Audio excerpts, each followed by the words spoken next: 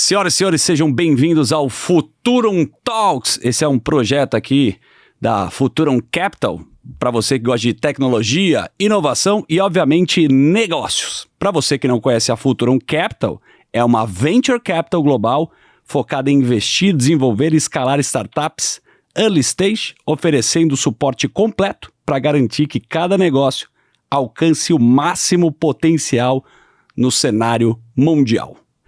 Antes de começar, eu gostaria de convidar vocês para seguir, @Futurum Capital, que está no Instagram, e no YouTube, @Futurum Talks. Lembrando que esse conteúdo, que é muito agradável à minha companhia, ele que eu tenho admiração enorme, que deu uma atrasada porque estava no trânsito infernal de Miami para o mundo. Tio Rico, que prazer, cara. Fala, tio. Zucchi, deixa eu te falar, São Paulo é um puta de um caos, mas agradeço aí o tempo de vocês, porque realmente deu uma atrasada. E eu queria falar um negócio adicional. A gente sempre fala de empresas, de inovação, tecnologia, uma porrada de coisa. Mas algumas vezes é importante a gente falar na construção de marca. Empresas que estão não só há 5 anos, mas há 10, 20, 30, 50, 60 anos. Eu acho que hoje esse papo é para consolidar essas empresas que têm um tempo maior e como elas se comportam ao longo de tantos desafios que o Brasil proporciona. Então, tô animado pra cacete, vai ser um puta papo bom. Que beleza. Diria até carimbaria, depois a gente pode confirmar aqui, 80 anos. Para chegar a 80 anos, não é fácil. E, aliás, para talvez o nosso convidado não saiba, mas existe uma longa e querida amizade com a sua família. E depois ele vai aprofundar.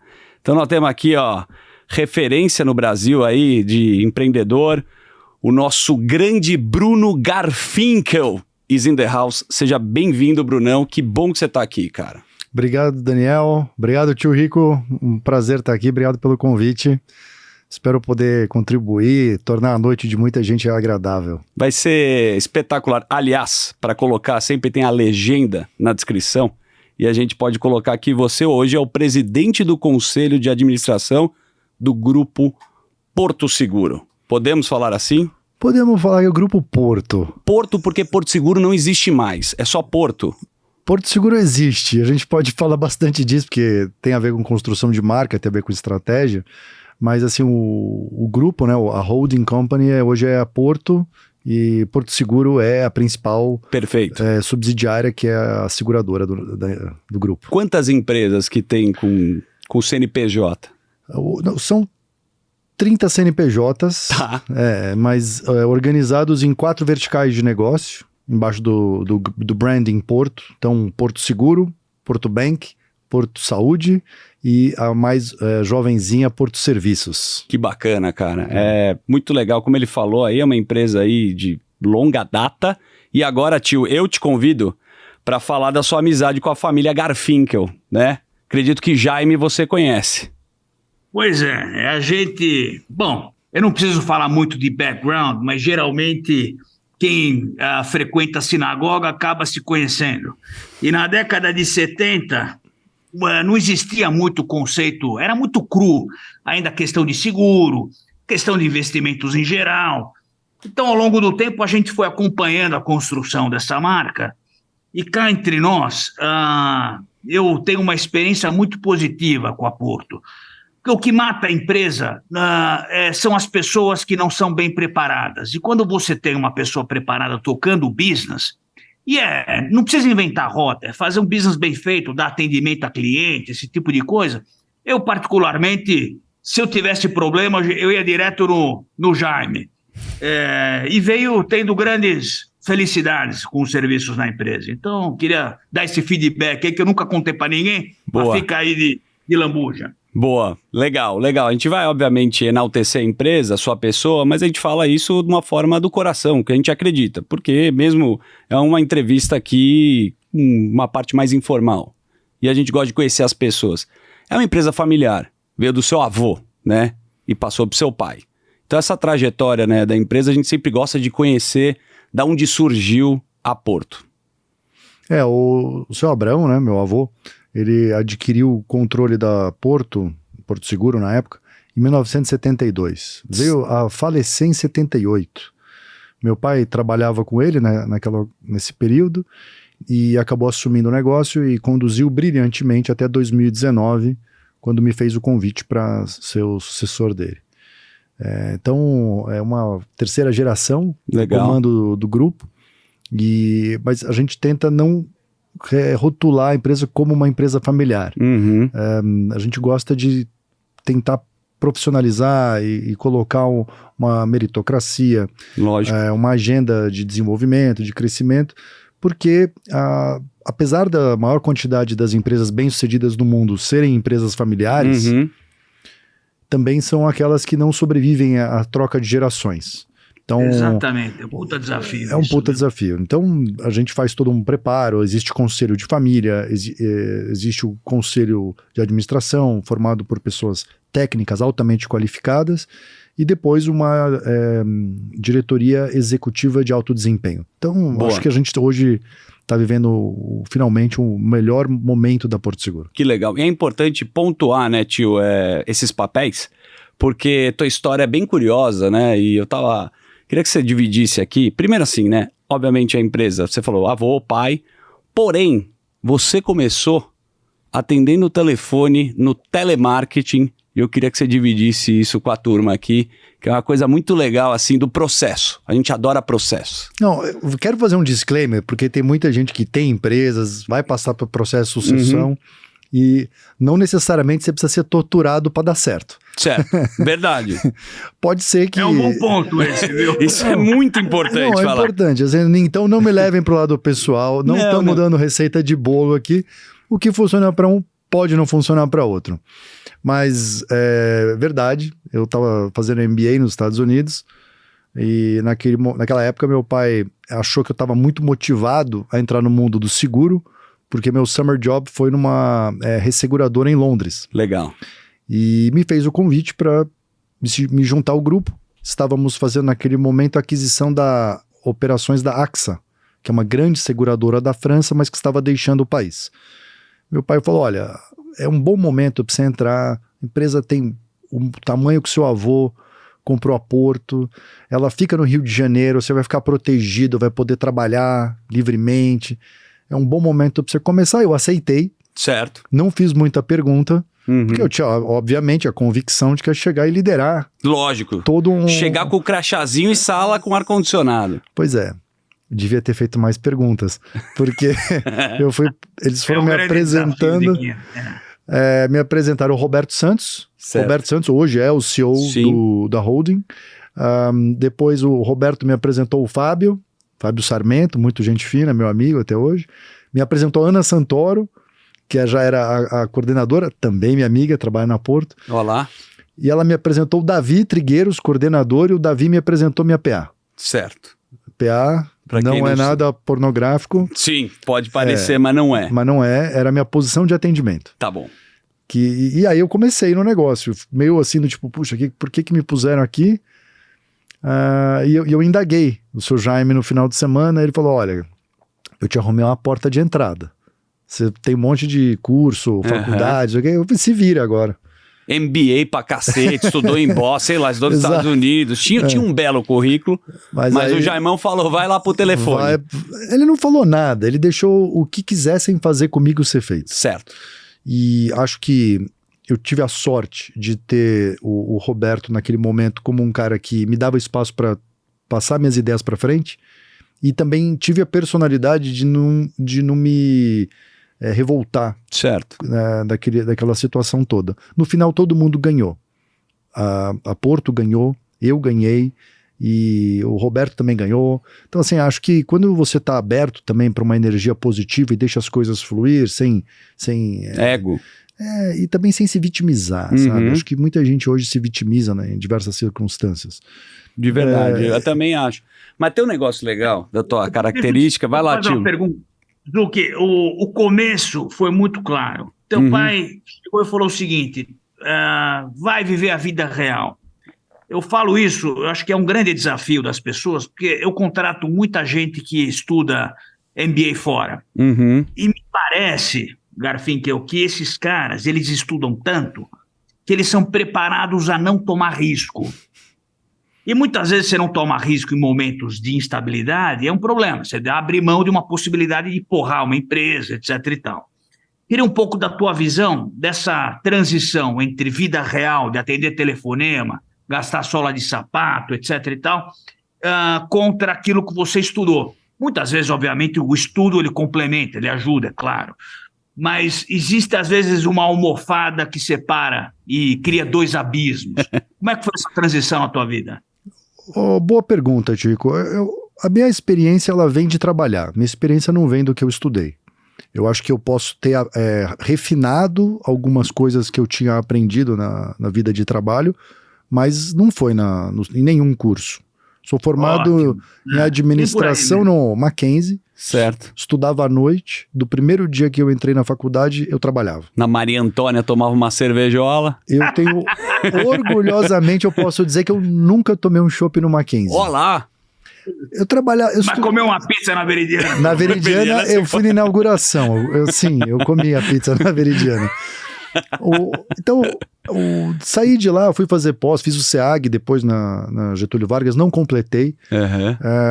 E depois fui estudar em Boston, na Boston University. A única coisa que esses diplomas garantem é que por algum tempo da minha vida eu não estava bebendo. Boa. Tem uma credencial pra falar, bicho, tava estudando pra cacete. Tava estudando. Agora, isso não quer dizer que isso me preparou pra encarar desafio, a vida, nem nada. Então, a vida real é feita de problemas reais e eu trabalho. Então, assim, a minha trajetória foi muito mais talhada de trabalho do que de estudo. Então...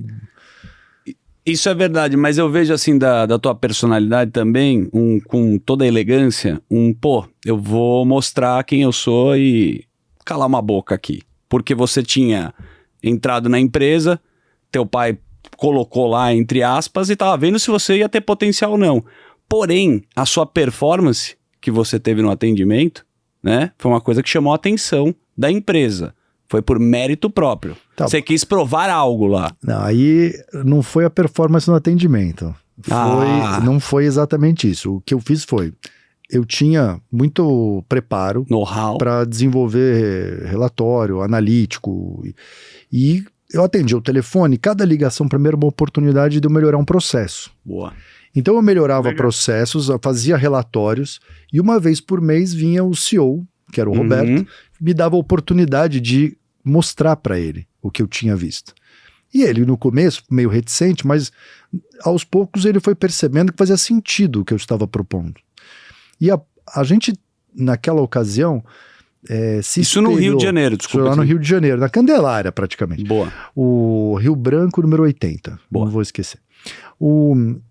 A gente pegou e começou a se espelhar numa época que estava surgindo o que era low cost. Então, tinha acabado de surgir a Gol Linhas Aéreas. Certo. E você era impactado pelaquela propaganda da Gol, pelo jeito das aeromoças, aquele uniforme meio fashion, não tinha lanchinho, tinha barra de cereal, e custava mais barato, levava de ponto A a ponto B. E foi mais ou menos nessa mesma época que a gente teve a oportunidade de refinar a estratégia e fazer uma Porto Seguro mais barata. Show. Que era Azul. Boa. Então, a carreira, ela não foi baseada em ser só um bom trabalhador, um bom colaborador na parte de atendimento. Tem a ver também com sorte. Sorte do momento, sorte de ter uma empresa que inspirava, no caso a Gol, sorte de ter colocado uma estratégia em prática. A empresa tinha 80 mil veículos segurados, hoje é a quinta maior seguradora, tem mais de 2 milhões de carros segurados. Legal. Compondo aí o grupo com hoje 5,6 milhões de veículos segurados. Então assim, o negócio deu certo. E aí meu avô, ele falava uma frase que funciona para qualquer pessoa. Vamos lá, quem te adora a frase. Você será grande se a empresa for grande. Boa. Você pode... ninguém é maior que a empresa que trabalha. É isso aí. As pessoas que acharam que eram maiores e foram viver vida só descobriram depois que não eram maiores que a empresa. Eu não sou maior que a Porto, o Jaime não é maior que a Porto. Perfeito. Então, é o reflexo do que você é. A gente tem que contribuir para fazer o negócio crescer, é verdade? Sim, e aí na medida que a empresa cresce, é uma honra você estar vivendo aquele instante, aquele papel, aquela responsabilidade. Mas é para ser tratado como uma honra e não como um reino. Ninguém é o rei do negócio. Lógico, e o negócio tem que funcionar, tem que dar resultado. Mesmo você sendo da família ou não, tem que dar... É um processo lá dentro. E olha, acho que toda família empresária, ela tem que se fazer a seguinte colocação, né? Falar assim, olha, antes de eu ser gestor, eu estou investido aqui. Vocês estão aqui na Futurum, que tem um monte de empresas de investimento, mas antes de mais nada, as pessoas são investidoras. O cara que é um empreendedor, ele está investindo, na pior hipótese, o tempo dele. Exato. Alguém bota dinheiro, mas ele está botando o tempo dele. Perfeito. Então, quando você está se dedicando a esses negócios, se você não é a pessoa mais competente para lidar com o negócio, faz o seguinte, dá um passo para trás, seja acionista, seja investidor, faz perguntas inteligentes, mas fica de longe, não fica lá empacando o negócio. Então, acho que isso que as empresas profissionais estão cada vez melhores em criar governanças que permitam elas a se desenvolverem. Isso é legal também. Muito bom. E você sabe, Bruno, que hoje o maior desafio que eu vejo, eu participo de vários conselhos de family offices, e a gente acaba lidando com muitas indústrias, empresas de serviço familiares. E o maior desafio é passar para a segunda e terceira geração. É o maior desafio. Então, botar o neto do cara que fundou, pé no chão para poder fazer o negócio funcionar. E grande parte das vezes a gente vê que esse cara não está afim. E eu sempre falo, delegue para o mais capaz. Essa frase não é minha, essa frase é da família Rothschild. Delegue para o mais capaz. Não importa se é o neto, se é o bisneto, se é o cara... Não interessa, se é a filha, né? Tem preconceito, questão de mulher, hoje em dia menos, graças a Deus. Mas eu quero dizer o seguinte, que cada vez mais a governança tem sido papel fundamental para perpetuar a questão da empresa, para poder deixar o negócio de pé. Então, você tocou num ponto nevrálgico. Questão de governança é fundamental para o negócio funcionar. E vocês conseguiram fazer de uma forma muito boa. Vocês fizeram bem, a questão do Votorantim fez bem. Algumas empresas brasileiras conseguem fazer isso muito bem, mas são poucas. Lógico. E só para carimbar tudo que a gente está falando, né, cara? Porque, você tem seu nome na empresa, sua linha de raciocínio, o que você implementou, né? Você viu muita coisa lá. Mas o teu pai, algum momento chegou para você e falou, bichão, esquece que você não vai ser sócio aqui e você não vai liderar a empresa. Algum momento ele olhou no teu olho e te falou isso? Falou. Falou. Eu em 2017, combinado com ele, eu renunciei ao meu cargo como diretor executivo na área da parte de seguro de carro, que era o principal negócio da empresa. E eu tinha uma opinião estratégica divergente do que a empresa estava conduzindo. Mas eu não podia, como dentro de uma hierarquia, romper a hierarquia. Lógico. Porque isso é mais nocivo do que dar opinião. Então, eu dei um passo para trás, fui participar de um processo de sucessão do Jaime no conselho, onde eu iria participar ajudando ele a conduzir isso. E, ao mesmo tempo, eu me inscrevi num programa OPM, muito conhecido, hoje tem um monte de brasileiro frequentando na Universidade de Harvard, como uma forma de fazer um momento de reflexão. Sim. Da minha vida, para onde ir. E lá eles colocam uma espécie de consultor, um coach, né, para te apoiar. E aí o coach falou, o que você quer ser na vida? Eu falei, eu quero ser o sucessor do Jaime. Você falou? Falei. Aí ele falou, então tá. Você tem aqui módulo 1, módulo 2, módulo 3, a gente vai trabalhar em cima disso, só combinado uma coisa. Eu falei, o quê? Não fala isso na sua família. Boa. Porque se você falar, isso vai gerar um monte de ondas contrárias. Um desconforto. É básico isso, acontece. Peguei o avião, cheguei em São Paulo, reunião de família, chegou minha vez de falar, falei, olha, então, eu quero ser o sucessor do Jaime. Começou a voar copo pra tudo quanto é lado. Você não assistiu Succession, né? Não tinha assistido Succession. Aí, no dia seguinte, né, meu pai me chamou e falou assim, olha, na minha cara ele falou, olha, esquece, você não vai ser meu sucessor, porque você é muito ingênuo. Cacete. Você não fala, se era o teu objetivo, você jamais deveria ter falado, blá, blá, blá. Aquele eu clima. não consegui ouvir mais nada, porque eu já tinha tomado uma facada, né? Uhum. Mas aconteceu uma coisa muito interessante. No dia seguinte, a gente tinha uma reunião, 9 da manhã, e eu dormi muito mal. Lógico. Esse dia. Tomou aquela porrada.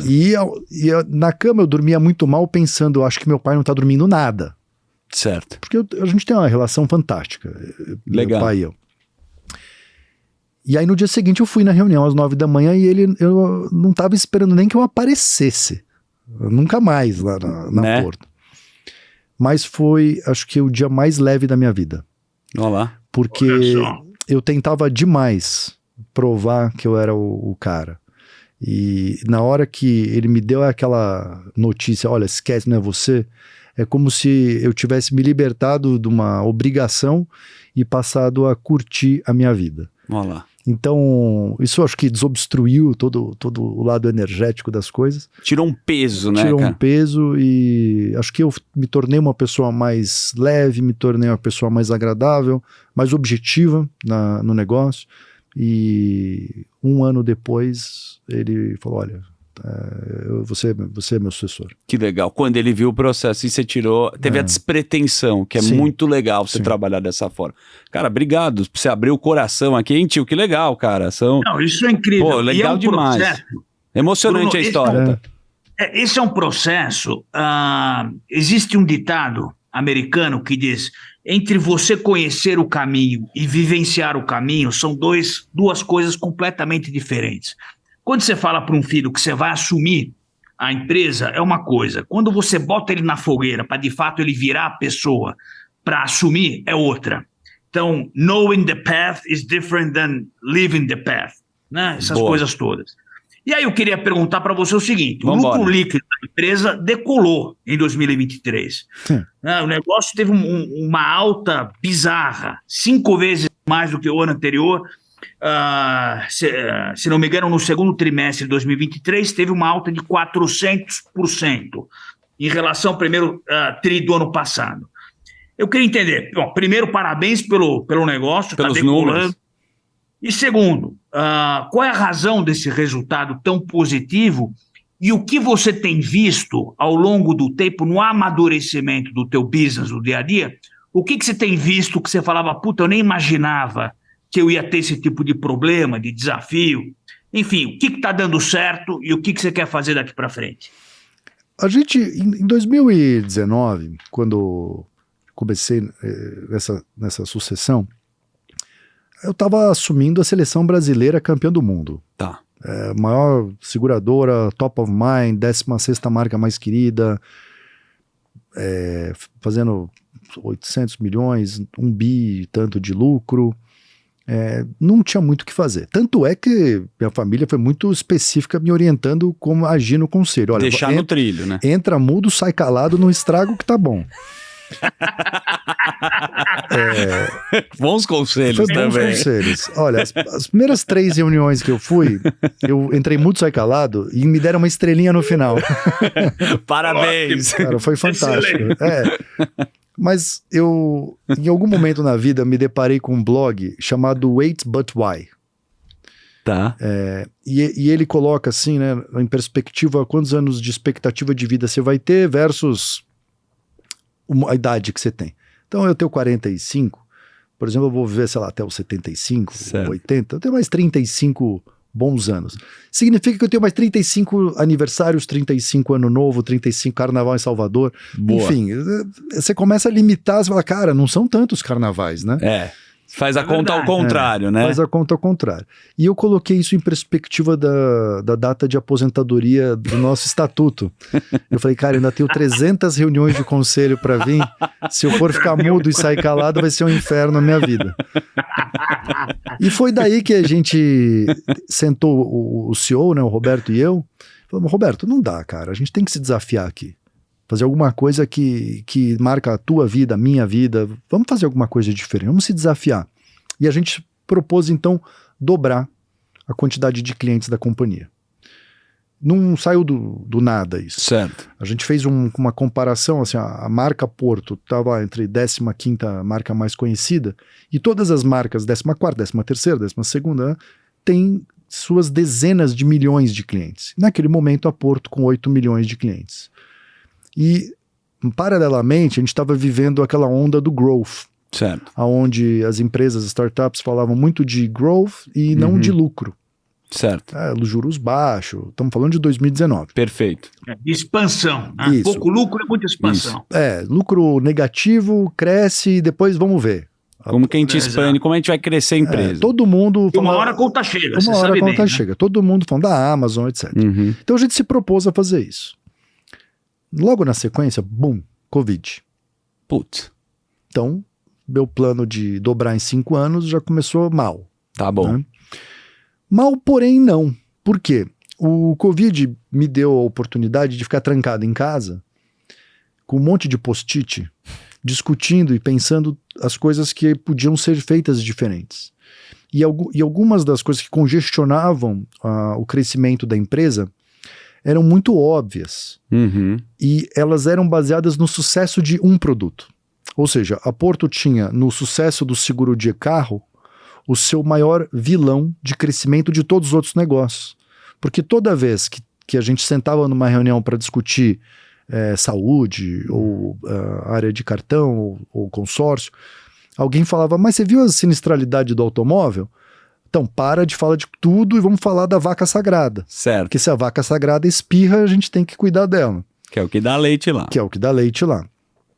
Então, a gente conversou bastante, falou assim, e se a gente segmentasse, separasse os negócios, promovesse uma liderança nova para ser o CEO dos diferentes verticais Tem de uma negócio, independência. dar uma independência, dar um palco específico, blindar a estratégia desses grupos e ver o que acontece. Boa. E a gente começou nesse processo e foi tudo durante a pandemia.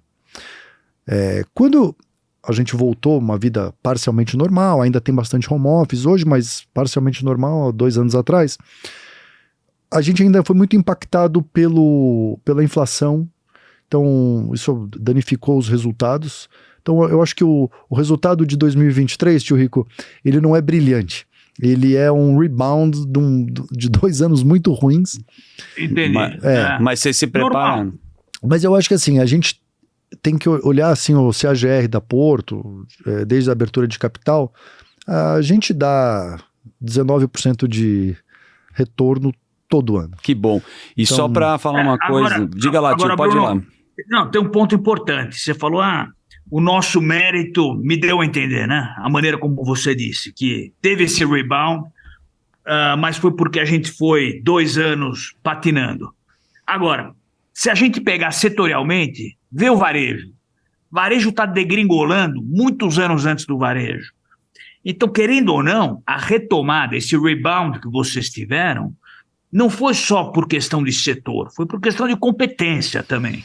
Então, se você está numa empresa certa, com caixa, com serviços corretos, o rebound pode acontecer, mas você pega uma porrada de outras empresas, não existe. É que a dinâmica do seguro, ela é cruel. Quando a inflação entra, o seguro do carro do Daniel aqui, Perfeito. eu te cobrou, vamos supor, 4 mil reais do seguro, seu carro valia 100. Certo. Agora o teu carro vale 150, Sim. só que eu cobrei os mesmos 4. Aí você tomou um fumo lá. Então, a gente toma esse fumo. Outra coisa, existe um negócio chamado triângulo estatístico, que é o risco versus o prêmio versus o quanto você cresce. E a gente tem que depositar como se fosse margem de derivativo, como uma garantia lá, uma reserva técnica. Então, a gente foi chamado em várias margens, várias reservas, para poder continuar crescendo já por causa da inflação, não por causa Sim. da nossa incompetência ou competência. Você tem que acompanhar, não tem jeito. Exato. Então, por 2 anos, a gente acabou tendo que cobrir essas reservas, o que acabou prejudicando o lucro. E só pra pontuar também, desculpa, você sabe que, porra, o que aconteceu com peça de carro? O carro ficou caro pra cacete. Exato. Então, o carro que custava 100 tá 200, o carro 300, 500 pau, o seguro vai aumentar. O hospital ficou mais caro, tudo, remédio. É uma cadeia, uma cadeia, tudo ficou mais caro. E agora, do mesmo jeito que você tem um negócio que ele todo ano se renova, todo ano a gente consegue recompor o preço. Então, a gente trabalha num conceito de safra. Então, a safra de janeiro, ela vai vencer em janeiro de 2024, a safra de fevereiro vai vencer em fevereiro de 2024.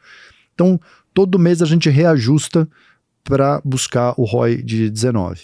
Então, mesmo quando não dá, tudo bem, paciência, a gente ajusta e vai buscar esse resultado. Demora um pouco, mas normaliza. Boa. Você vê, tio, que ele tem uma profundidade com o mercado financeiro, com os números, né? Te acompanha. Você tem uma relação com o mercado financeiro. Eu tava vendo que, eu quero até aprofundar por que Porto, mas tem a Porto Saúde, tem serviço financeiro, tem a Porto Bank. A gente recebeu aqui o TK, o Carlos Neto, que fez muito trabalho com fintech. Qual que é a tua relação? O que é a Porto Bank e como que você enxerga isso? Porque você também tem vai ser uma conta, é uma conta digital e você tem um belo de um mailing lá dentro. Como é que funciona na tua cabeça? O Porto Bank, assim, ele é uma junção de diversos serviços financeiros que a Porto já fazia. Tá. O nosso primeiro produto financeiro foi consórcio, nasceu em 1976. Opa! Então, assim, nós não somos novatos no segmento. Cartão de crédito, a Porto lançou 15 anos atrás.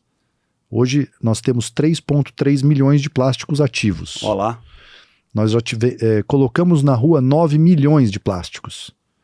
Agora, nós não trabalhamos no conceito de growth, a gente trabalha no conceito de dar retorno. É um pouco diferente. Então, na medida que a gente percebeu que era mais difícil falar de cartão, consórcio, crédito pessoal, CDC, financiamento de veículo, garantia, fiança locatícia. A gente falou, peraí, vamos deixar em vez de falar tudo isso, por que não falar Porto Bank?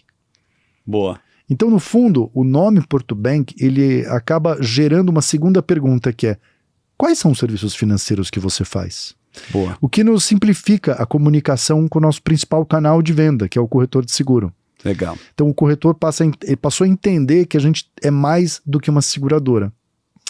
Agora, respondendo, Daniel, assim, a conta digital a gente vai lançar, lógico, mas a gente optou em segurar porque a segurança ligada a fazer um projeto como esse, no caso da Porto, não é tão trivial. Uhum. Nós temos uma reputação que a gente não 80 pode... anos, né, bicho? Uma marca tão reconhecida, tão valiosa, que a gente não pode arriscar fazer algo que não seja à altura do que o cliente espera de uma Porto Seguro ou da Porto. Então, a gente está pilotando isso. Para fazer bem feito. Para fazer bem feito. Boa. Esse é o resultado. Eu acho que, considerando, Bruno, que a demanda pelo serviço de seguro aumentou quase 20% nesse ano, 2021, 2022, continua crescendo. Eu queria a tua visão sobre qual a principal razão pela ocorrência, pela demanda, pelo aumento da demanda de seguro, se é por uma questão de, o cara faz seguro de carro, se é roubo de carro, se é instabilidade do sistema. Queria um pouco da tua visão e quais são as principais tendências para 2024, 2025, médio e longo prazo. A inflação foi, acho que, o principal fator que fez com que os prêmios crescessem nessa magnitude de 2 dígitos que você está citando, tio Rico. Agora, existe uma consolidação no mercado de seguro que torna ele mais racional. Então, o que antes era uma competição que destruía valor, hoje ela está bem mais controlada. Então, eu acredito que preservado essa lógica, o mercado tende a ser um mercado mais lucrativo. Isso falando de seguros patrimoniais. Na área de saúde, a gente também vem agora num momento de recuperação de margem. Nenhum player está feliz. Uhum. Nem o consumidor está feliz, os vendedores não estão felizes, o médico não está feliz, o hospital não está feliz e quem paga a conta, que é a seguradora, também não está feliz. Tá. Então Ou seja, é difícil. Não, porque a gente vem, né? É uma ressaca, né? Econômica, querendo ou não. A pandemia. Ficou represado uma série de procedimentos cirúrgicos que depois vieram na forma de sinistro. Teve a consolidação, grupos Rapvida, Notre Dame, Sul América, Redditor. Então, assim, tá uma bagunça, o tabuleiro tá em movimento e o brasileiro é subatendido. Existe hoje 49 milhões de pessoas sendo atendidas por saúde suplementar e existe uma população de 220 milhões. Perfeito. Então, assim, tem uma parte legal aí que em negociação, a Fena Saúde, né, tratando isso em Brasília, que pode abrir uma oportunidade de repensar produtos menores, produtos de menor custo. Isso vale também para seguros patrimoniais, mas a verdade é, o seguro no Brasil representa muito pouco do PIB. Comparado à Europa, comparado aos Estados Unidos, comparado ao Japão. Então, assim, não tem nenhum lugar para o seguro ir senão para cima, em termos de percentual de participação do PIB. Tem um oceano azul para navegar, né? 3 vezes mais do que representa hoje. E tem coisa cultural também, né? O cara não faz um plano, né, de vida para seguro, é uma coisa assim, você conversar assim, o cara tá pensando assim, vou deixar para alguém isso daqui. Eu vejo no Brasil que é uma coisa pouco conversada, né? Zucchi, O Brasil é o país que menos perfeito. se planeja quase no mundo. Zucchi. Exato. Mas falta dinheiro. Então, assim, é normal. É verdade. Agora, no Covid, estourou o interesse das pessoas por seguro de vida. Porque naquele momento você olha pro teu filho no olho e fala, cara, eu não vou deixar ele sem ir na escola, sem ter o que comer, não sei o que, faço seguro de vida. Então, a população vai aprendendo. Hoje, o tio Rico pegou a chuva aí, atrasou. A gente está passando por um momento de transição global de clima. Certo. Eu não sei se todo mundo já percebeu isso, mas olha, isso vai acontecer. Então, no Brasil que não tinha ciclone, não tinha furacão, vai ter. Já está tendo. Assim, tem vento de 220 km por hora. Isso já se classifica como ciclone, furacão. Então. No Rio Grande do Sul a gente viu, né? Exato. Então, o Brasil vai passar a ter efeitos climáticos que também vão chamar a atenção dos empresários, dos consumidores, no que toca também aos seguros de catástrofe. Então, assim, tudo isso eu acho que está em movimento. Então, o seguro está numa fase de ser mais conhecido pela cultura do brasileiro. É que a gente só usa quando a gente realmente precisa, né, cara? Infelizmente, a pandemia foi uma grande lição. Passou. Você vê, né, cara? Quantas reflexões você fez na tua casa, né, naquele momento. E a gente só dá valor porque a gente não tem. E basicamente, saúde é uma coisa. Você fica doente com uma gripe, você fala, puta, cara, vou repensar, parar de fumar, não vou tomar um negócio. E aí, quando você volta à tua saúde plena, você nem lembra, mas precisa ter o estado de presença. E eu tava vendo, tio, um TED Talks seu, aqui em São Paulo, e tava falando de inovação para proteger o planeta. Você falou uma coisa muito interessante, que é meio uma relação que eu vou puxar aqui do First Principle do Elon Musk, que é assim, quanto custa para fazer um foguete? Caro pra cacete. Quanto custa para desmontar o foguete, cada peça separada? No Brasil, a gente não tem reciclagem de peças de veículos. E no Japão você disse que tem mais de 90%. Queria que você explicasse um pouco essa relação, que era tão interessante, já que você puxou o negócio do planeta aqui, é uma coisa que a gente precisa abrir a cabeça. Não, fico feliz que você tenha visto esse. A gente se prepara um pouco aqui. Não, legal. A gente teve lá dentro daquela minha jornada de call center para fazer isso, fazer aquilo, uma delas eu fui no leilão para vender os carros batidos da seguradora. E eu dei uma olhada no tipo de pessoa que estava comprando os carros. Falei, cara, esses caras são sinistros, né? Isso aqui não vai dar coisa boa. E não é brincadeira mesmo, né? Carro batido e vendendo, não vamos nem entrar nesse assunto. Aí eu falei, mas o que será que acontece, né? Se a gente for realmente ir atrás do que se faz com essas coisas. O que um desmanche faz? Como é que funciona? E não havia uma regulamentação para criar um desmanche. Eu falei, se não tem regulamentação, eu posso criar um. E se eu posso criar um, eu posso colocar o pricing das peças no mesmo nível de pricing que o desmanche. E posso dar nota fiscal se eu quiser. Olá. Dá para organizar. Eu consigo organizar esse negócio. Então a gente chamei na época o presidente do Detran para conhecer o projeto, ele adorou e até pediu para que um deputado, acho que foi o Capês, Fernando Capês, que escreveu o projeto de lei que virou a lei do desmanche, inspirado na Renova Ecopeças. Olá. E aí a gente criou então a primeira desmontadora de veículos do Brasil. Que legal, cara. Então, os carros que a Porto dá perda total, a gente manda na Renova, desmonta, as peças vão para a prateleira e a gente não pode usar elas para consertar o carro dos clientes, mas a gente vende ela para oficinas, para... É uma reciclagem de carro. Se você for pensar em ordem... E você consegue vender, né? Sim. Virou um business. Sim, virou um business. Legal, né, tio? Lucrativo. Esse ano faz 12 milhões net. Olá. Pô, parabéns. After- Bela ideia. tax. Isso é inovação, né, cara? Vai lá, tio. Eu acho que esse tipo de oportunidade que acontece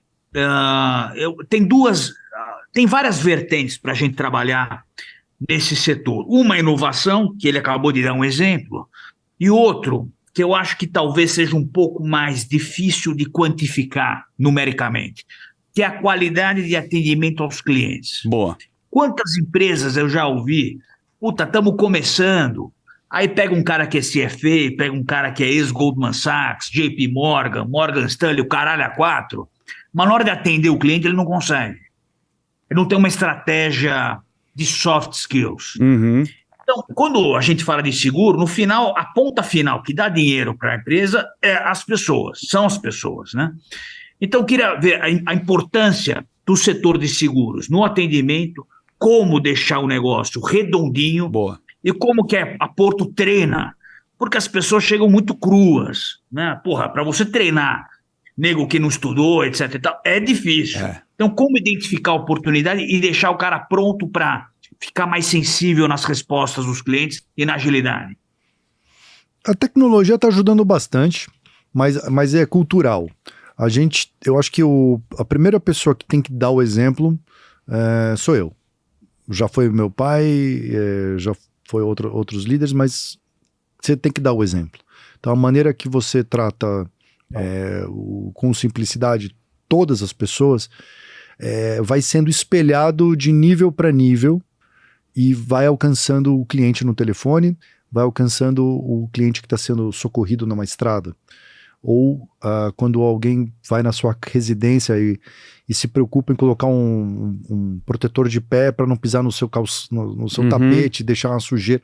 Então, assim, são coisas que são bom senso, mas que a gente meio que se acostumou a ser maltratado no Brasil. Isso é uma grande verdade. Então, na Porto a gente usa muito um termo que é barriga no balcão. Então... isso é importante. Tem que estar com a barriga no balcão. Tem que estar com a barriga no balcão. Importante. Seu Jaime estava com a barriga no balcão. Seu Jaime estava com a barriga no balcão. Você está com a barriga no balcão. E muitas vezes a gente também tem o apoio do broker, o corretor de seguro. O corretor de seguro faz um papel importante na relação entre o cliente final e uma seguradora. Porque, por essência, a pessoa que contrata um seguro, ela quer não ter dor de cabeça. Mas é um produto complexo, ele tem 200 cláusulas que podem ser adicionadas ou retiradas. Seguro empresarial, então, super complexo. Seguro condomínio, super complexo. É verdade. Então, o corretor é o cara que vai lá e dá um atestado para o cliente dizendo, olha, você não vai errar. Você está pagando aqui X, mas fica tranquilo. Aquela disrupção, não, mas vou vender direto, vai ser uma operação direta. Talvez isso funcione para produtos simples. Certo. Mas para produto que protege seu patrimônio, não funciona muito. E é longo prazo, cara. Olha que interessante. Quando você pega um corretor, aliás, um abraço pro Silvão Levi. Pô, anos... Almocei hoje. Com ele? Pô, sério? Numa gente boa, adoro... Equipe... corretora de seguros. Olha lá, ó que moral que você tá. A Gi, a filha dele é muito amiga da minha esposa, enfim. Mas, olha que interessante. Homenagem pro Silvão, pro corretor aqui, que é dono, né, do bom, enfim. Você, quando confia num corretor, é uma relação de longo prazo, porque você não quer trocar esse cara, você confia nele, fica anos, né? Isso que eu acho legal, né? Quando você pega... Você ficou emocionado, lembrou do Silvão? Almoçou com ele? Cara, foi bom o almoço? Não, sei, meu almoço hoje, assim... Você tá falando da zona, mas eu almocei hoje. Era uma mesa dos corretores mais tradicionais da Porto Seguro. Caras da época do meu avô. Que legal. E a Porto, né? O meu avô, ele, antes de começar a Porto, na história que a gente conhece hoje, ele era diretor comercial numa outra seguradora. Certo. E ele pediu demissão para comprar a Porto. E na ocasião ele pediu para os corretores, cara, traga negócios, eu tô quebrado. Boa. E os corretores deram um apoio, trouxeram os negócios. Olha que legal. Então a relação que nós temos, a Porto, meu pai, eu, com essa turma, ela é uma relação pessoal. E é engraçado porque muitas vezes eu vou nos encontros. Semana passada eu estava em Fortaleza, num evento que chama Porto Está Por Perto. Era a gente indo lá visitar, conhecer as corretoras, conhecer a região, ouvir os problemas, o que eles gostariam de fazer. E aí todo mundo, Bruno, tira uma foto comigo. Eu falo, cara, de repente eu tive uma chance de pegar o microfone e falar, olha pessoal, todo mundo que pediu foto comigo, eu queria dizer que, por favor, me mandem as fotos, porque também é uma honra para mim. Lógico. Porque lá atrás, né, bicho? E tem um negócio que é o seguinte, o corretor de seguro é um empresário. Lógico. Igual eu. Sim. Não muda nada. Ele ramifica o teu negócio, ele tá lá junto. Então, assim, a gente conseguir valorizar no Brasil um cara que assumiu o risco de contratar pessoas, de comprar um computador, botar a banda larga, assumir o empreendedorismo. Muito bom. É uma honra a gente poder lidar com esse tipo de gente. Eu vou um pouco mais além, Bonito, Bruno. né? Um abraço. O cara que vende esse produto, ele precisa entender da vida do cliente dele, que no final das contas é o teu cliente. E se esse cara pensar no curtíssimo prazo, só para bater meta, é que nem mercado financeiro, agente autônomo, o cara que é private banker. Se o cara quer bater a meta do dia, ele não vai bater a meta da década, que é ficar com o cara ali muito bem atendido. Se esse cara não entender da vida do teu cliente de fato, primeiro que ele não vai estar feliz com o trabalho dele porque ele vai vender qualquer coisa e o cliente dele vai entender em algum momento que ele foi entuchado com algum produto XYZ e vai reclamar. E aí vai dar 1, 2 anos, ele vai levar porrada dos clientes e vai pedir para sair. Então o mercado financeiro com o mercado de seguros se conversam demais.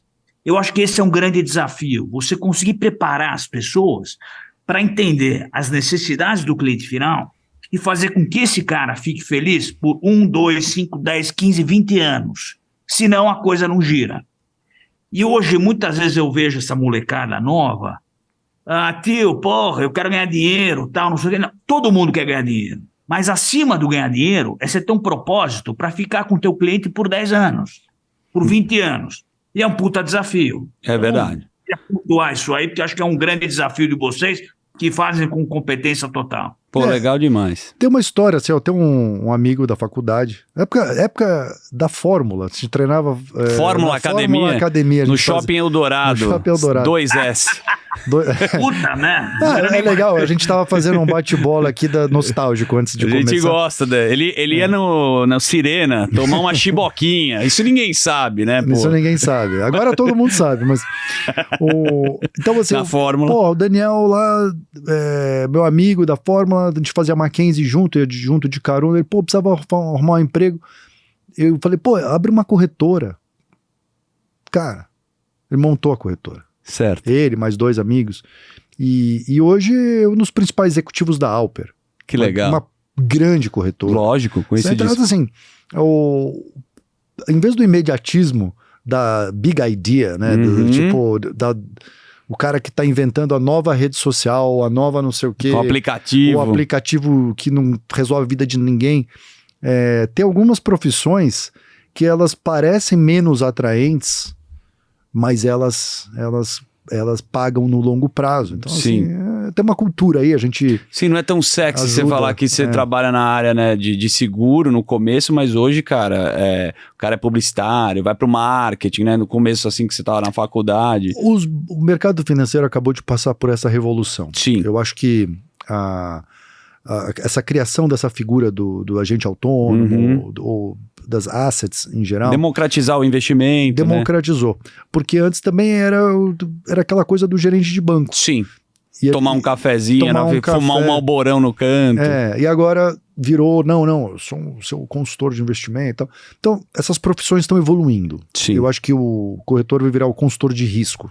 Boa. Das pessoas. A gente vai poder, daqui a pouco a gente vai fazer um reality, tipo Risky Business, uma coisa assim. Muito bom. Agora, a gente fala disso, mas aqui está escrito Futurum Talks, Futurum Capital, uma Venture Capital. É muito bonito falar Venture Capital. Você é um cara curioso e gosta muito de inovação. Já foi pro Texas, lá em Austin tem a feira maravilhosa Salt. Você pode me corrigir, qual que é a feira de inovação que é maravilhosa? South by South. Exatamente. Sempre você vai beber de alguma coisa, tá? Os caras, virou um barulho. A gente quer saber se é barulho ou se você utiliza inteligência artificial. porque tá todo mundo falando. E como você tem lá dados, precisa replicar alguma coisa, o que você viu também de inovação lá fora e o que você aplica dentro da Porto? A gente usa vários modelos diferentes, assim, então já passou por machine learning, já passou por codificação, na geração de código. Hoje a inteligência artificial está sendo usada na programação de TI. Ó, que legal. Então é um projeto grande, a Porto não está sozinha, o Itaú também participa desse grupo que está desenvolvendo, e basicamente ele reduz a necessidade de codificar em 70%. Que incrível, cara. É um número bizarro e deve aumentar. Agora, ele não é 100% autônomo. A gente fala que ela tem que ser assistida, a inteligência artificial, porque ela tem o que a galera de tecnologia chama de delírio. Então, de repente, a inteligência artificial, que no fundo é o computador tomando conta do seu próprio destino, em algum momento ele decide que copo não é copo, é melhor chamar de areia. Certo. E aí tem que ter um ser humano ali para... isso aqui tá saindo do... Precisa comandar a máquina, né? E fazer a pergunta certa e também. Colocar uma certa barreira, assim, um certo guardrail de para onde ele vai. E tem funcionado. Então a gente está muito satisfeito que está aumentando a velocidade de desenvolvimento das nossas plataformas. Que legal. E atendimento não? Atendimento a gente usa bot, mas não dá para chamar isso ainda de inteligência artificial. Eu acho que ainda é uma inteligência programática, mas a gente vai chegar lá ainda. Bom, mas o bot, se for aprofundar o ChatGPT lá na 4ª geração, ele já tá meio que perguntando e respondendo, né? Daqui a pouco isso daqui vai ser utilizado como ferramenta. Sim, aí a gente vai colocando, codificando, vai ficando, as respostas vão sendo aprendidas. Isso. E depois o bot responde correto. Mas isso ainda é meio machine learning. Acho que essas definições ainda não estão tão claras nas aplicações corporativas. Certo. Eu acho que ainda... Tem muita gente que fala de IA, que ainda é machine learning, e aí existe o IA puro, que ainda não está tão difundido nos negócios. Porque as empresas têm receio de colocar uma plataforma que elas não têm domínio para se relacionar com o cliente. E é de fato perigoso. Acho que tem que esperar, tem que ter um pouco de paciência. Uma coisa tem que ajudar a outra. Vai lá aí, tio. Manda lá. Eu queria perguntar para ele a questão de liderança. Então, quando a gente fala de pessoas, seguradora, no final do dia, existe um grande desafio de gestão de pessoas. E para isso você precisa ter um líder por trás disso, comprando a briga não só do financeiro, como o desenvolvimento do profissional. Então, no final do dia, eu queria perguntar para você, Brunel, quais são as características que um líder deve, daqui 30, 40 anos, quando você passar o bastão, como o teu pai fez, para outra pessoa, quais características esse cara tem que ter? Num mundo que está mudando radicalmente, num país onde é emergente e está conseguindo crescer, como é que você enxerga isso? Que característica esse cara tem que ter? Tem que ser hands-on, tem que ser um cara mais técnico, mais humano? Porque uma geração muito nova está chegando. Essa pergunta é dificílima. Mas vou te falar, você briga com um cara de 18 anos hoje, o cara chora na tua frente, não aguenta porrada. Como é que você enxerga isso aí? Olha, a gente está, nesse exato momento, fazendo uma transição do modelo de governança da companhia. Então, tá chegando o Kaki, Paulo Kakinoff, vai começar em janeiro. Que era da Gol, não acredito. Era presidente da Gol, começa em janeiro. E o que vou te falar dele para dar um exemplo do que chamou a atenção. Não é o conhecimento dele de seguro. Não é o conhecimento dele de banco. Não é o conhecimento dele de saúde. Mas ele é um cara carismático e atencioso às pessoas. Muito bom ele, cara. E ele não deixa... Então, assim, no caso da Porto, a gente tem lideranças técnicas na área de seguro, na área de banco, na área de saúde, na área de serviço. Nós sabemos fazer esse trabalho, a gente faz isso há muitos anos. Escalar a pessoa na posição certa. Agora, como é que orquestra tudo isso para que o banco trabalhe em conjunto com a seguradora? Aí vou dar um exemplo específico. Assim, nós compramos uma participação na Connect Car, empresa de tag de pedágio. Tá. Não é óbvio que o cartão de crédito vinculado ao tag vai ser aplicado nos 5,5 milhões de clientes? Sim, já tem uma cadeia lá que usa. Exato. Mas para fazer essa coordenação interna, junto com tecnologia, a área de pagamento, a parte de contabilidade, onde vai o quê, aonde está o lucro, aonde está a despesa, precisa de um orquestrador. Então, no caso da Porto, que é uma empresa altamente complexa, eu acho que nesse momento ele é um bom cara para tocar nessa forma. Agora, tem momento que a empresa tá rica, ela pode ter um cara tem caixa mais pra tranquilo, gastar. tem caixa para gastar, pode ser mais lúdica. Tem momento que a empresa tá embaixo d'água, vai ter que ter uma situação, um cara mais cortador de custo. Então, assim, eu acho que a função e o momento também exige ferramentas diferentes. Aí tem um livro que não é, não é brilhante o livro, mas é do Deepak Chopra. Opa! Que se chama A Alma da Liderança. Boa. Eu comprei numa época do caos aéreo, aquela... Mas é bom, cara. Fazer o autoconhecimento, a gente gosta de mindfulness, mas ele tem uma parte também ele descreve de gestão. 5 tipos de líder. Então ele fala muito assim, do tipo, cara, você tá no exército, você vai tentar convencer o cara de que ir pra trincheira é bom. Não, é impossível você convencer, ele sabe que vai tomar tiro. Então você vai ter que ser mais diretivo. Então ele vai ponderando esses diferentes momentos, diferentes situações onde a liderança tem que ser aplicada. Pelo momento também, pelo né? momento, pela função.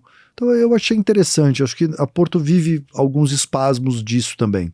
Legal. Então, no caso do seguro, a gente tem hoje a liderança do Rivaldo, o cara que tem 40 anos de Porto, cara sério, reconhecido pelo mercado, o que ele precisa fazer é uma preservação. Ele não tem que ser um pitbull. Uhum. Na saúde, a gente é pequeno, a gente tem 500 mil vidas, enquanto que os grandes players estão 2 milhões, 3 milhões, 4 milhões de vidas. Então assim, no saúde a gente pode ser um pouco mais agressivo. Então o Sami é um cara de processo estruturado, que vai para cima do mercado, fazendo uma leitura do Total Addressable Market. Uhum. Então é uma outra pegada. Então, assim, as estratégias mudam de acordo com o que você tem. E aí o tipo de pessoa, a personalidade do líder, também a gente aceita que ela varia. O que a gente não aceita que varia dentro de uma organização? São os valores. Boa. Muito se fala de cultura, mas você tem uma certa flexibilidade. Valores não. Então, hoje não tem mais espaço para sexismo, não tem mais espaço para fazer coisa ilegal, assim, você vai mudou tratar as pessoas a cultura, bem, né, cara? Sim, então tem os valores, esses você estabelece e segue. Legal. Você tem uma história de um manifesto também, né? Que tem essa história da Porto que a gente tá falando de ser sustentável, tem o negócio da bicicleta, frota, você tem essa preocupação, tá dentro do seu DNA, né? Você gosta desse assunto, né? Eu vejo você buscando ele sempre. Então, eu fico exposto a essa cultura americana que já está um pouco à frente, em especial nas costas, na costa leste, costa oeste, Nova York, na Califórnia, que é onde estão a tecnologia sendo desenvolvida, disruptivo e tudo mais. Então a gente acaba sendo impactado. E no Brasil, o consumidor da Porto, ele é um cara viajado, a maioria das vezes. Certo. É um cara que está sendo impactado por questões de preocupação, porque ele é um cara diferenciado, ele tem patrimônio, ele tá na classe A, B. Certo. A gente não tem uma pessoa sem patrimônio cliente da Porto, que tem que ter alguma coisa para segurar, nem que seja o celular. Perfeito. Né? Então, naturalmente, a gente acaba sendo solicitado pelos clientes desse compromisso. Lógico. E a gente atende, porque faz sentido. Então, a essência da Porto, ou / propósito, é ser cada vez mais um porto seguro para as pessoas e seus sonhos. Legal. Então, quando a gente bota um produto na rua, a pergunta que a gente sempre faz é: a gente está sendo cada vez mais um porto seguro? Então, a pessoa está confiando, está confortável, ela se sente abraçada com essa história. Cara, e ser um porto seguro é uma responsabilidade. Muito. Porque é o planeta que a gente vive, é a sociedade, é a rua, é o bairro. Então, o que a gente está fazendo também para aquela região? Então, a Porto, para quem não sabe, a gente fica localizado ali no Campos Elíseos, a 600 metros, 300 metros, depende da rua que você está, da Cracolândia. Pô, o nosso esforço para ajudar Difícil, cara. a consertar o bairro, e toda hora eu sou acusado, o Bruno da especulação imobiliária. Eu falei, cara, a única coisa que eu estou especulando aqui é que eu não saí. Isso, e tentar salvar as pessoas que também estão lá, né, cara? Estamos aqui. Então, mas faz parte disso. Então, se a gente quer ser um porto seguro, a gente vai ser um porto seguro pro bairro. Boa. Primeiro pro bairro, depois pro próximo bairro, depois pra cidade. Então, isso vai criando uma onda positiva. É legal. E mesmo porque tem desafios gigantescos em São Paulo. Às vezes você muda para qualquer lugar, a Cracolândia muda. A Cracolândia não era lá, né? Mudou para lá. Esse é o ponto. Mas olha, tem que tirar o chapéu. Eu já vi milhares de pessoas e hoje, de forma... eu não consigo avaliar o quanto isso é bom ou ruim, mas hoje tem um pouco mais de 1.000 pessoas. É porque é uma conta difícil e ainda ninguém achou, né, como resolver. Porque às vezes tem a internação compulsória, que você acha que vai ter que fazer isso, o atendimento individualizado, o cara até lá tem uma história, não quer sair daquela situação. É muito difícil a gente ficar vendo, você tá lá, né, tá Sim. tentando fazer alguma coisa, mas é difícil dar resposta para isso, né? É difícil. O mundo inteiro tá vivendo de certa forma. Vai pra Skid Row lá em Los Angeles, não, outra coisa, tudo bem, mas vive isso também. Filadélfia, você pegar nos Estados Unidos também. Esse problema, cara, é um problema, mundial. Mas, cara, como a gente tá falando de coisas legais, uma outra coisa que eu queria pontuar, na pandemia você fez uma coisa bem bacana, e de novo puxando para consultar a família, que foi ajudar porque era aquela história, como é que a gente vai ajudar? Tá todo mundo com esse altruísmo, né, de filantropia, vamos ajudar. E aí você fez o Meu Porto Seguro também de dar emprego, né, cara? Eu tava lendo aqui, 10.000 vagas de emprego e capacitação para as pessoas aqui, colocou... Foi muito bacana, porque eu sei que você veio com 1.000 empregos e depois você colocou mais gente. Conta essa história que eu acho bacana, cara. Eu tava... pandemia, não podia fazer nada.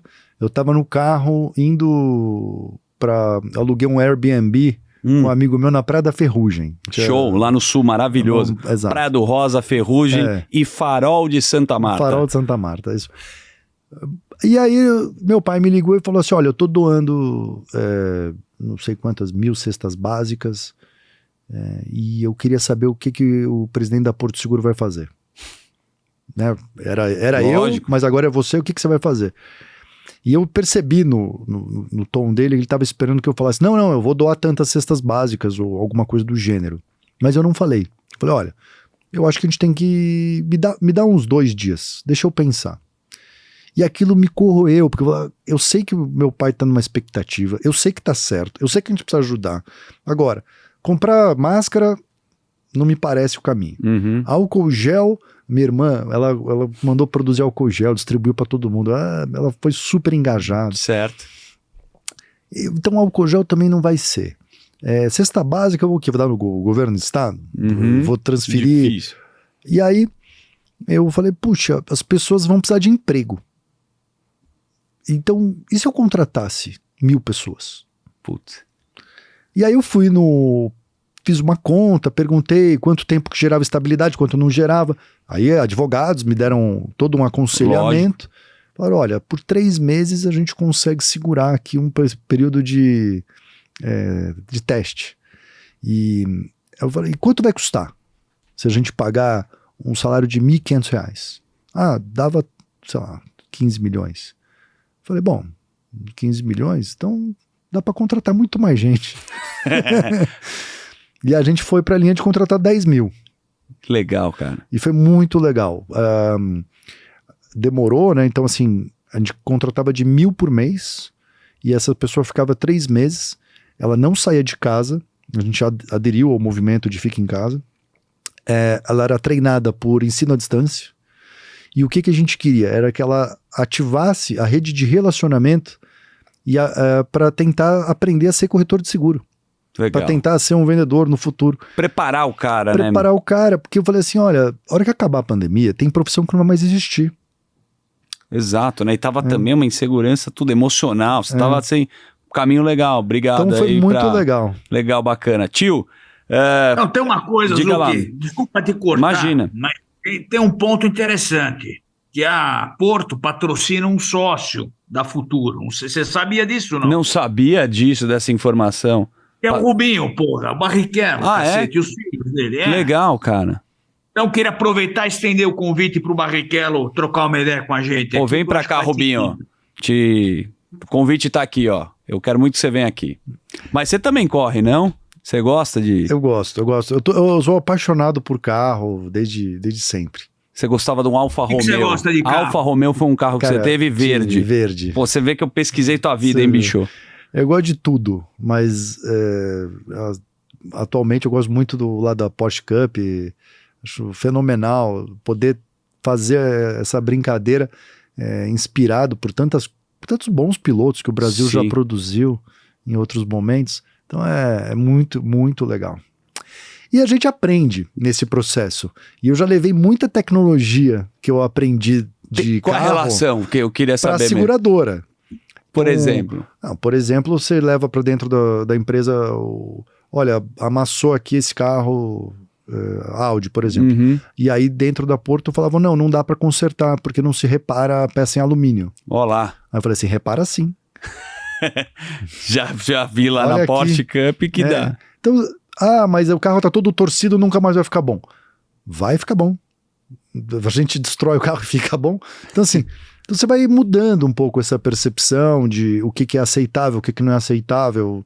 É interessante. Eu te digo mais, muita coisa. Acredito eu também, porque, pô, é uma adrenalina, né? Isso aqui você tá correndo, acelerando, colocando o pé lá, também na hora que você vai fazer uma relação com os negócios, você é um cara que tá empreendendo o tempo inteiro, tem um negócio de receber o troféu.